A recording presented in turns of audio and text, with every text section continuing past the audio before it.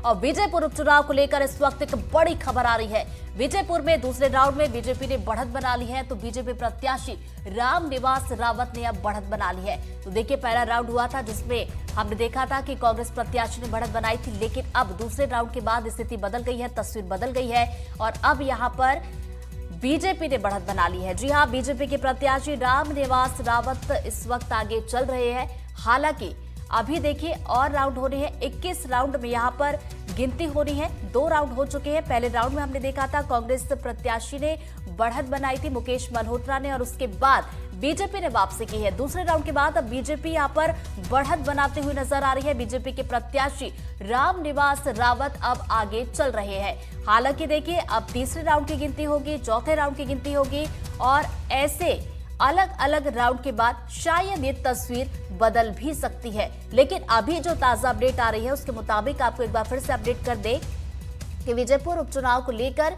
अब जो है स्थिति बदली है, तस्वीर बदली है दूसरे राउंड के बाद, और अब कांग्रेस नहीं बल्कि बीजेपी के जो प्रत्याशी है वो इस वक्त आगे चल रहे हैं। और चलिए इसी खबर पर ज्यादा जानकारी लेते हैं। हमारे सहयोगी अजय राठौर हमारे साथ जुड़ गए, सीधा उनका रुख करेंगे। अजय, देखिए, पहला राउंड हुआ, कांग्रेस आगे चल रही थी, दूसरा राउंड हुआ, बीजेपी आगे बढ़ गई, यानी कि 21 राउंड जो यहाँ पर होने हैं, मुझे लगता है कि 21 राउंड तक काफी ज्यादा दिलचस्प मुकाबला होने वाला है, क्योंकि कभी कोई आगे हो रहा है, कभी कोई आगे हो रहा है।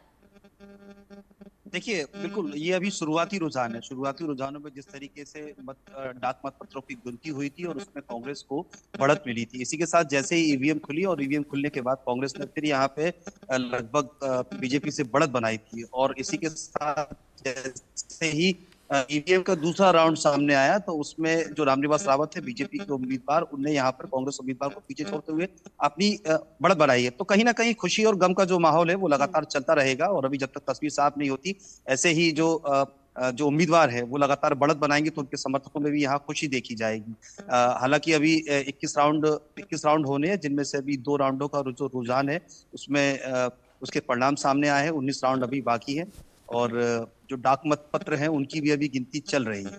जी अच्छा, क्या लग रहा है? देखिए, अभी तो 2 राउंड ही हुए हैं, हालांकि कितने राउंड और हो जाएंगे उसके बाद शायद यहाँ पर तस्वीर जो थोड़ी सी साफ होते हुए नजर आएगी।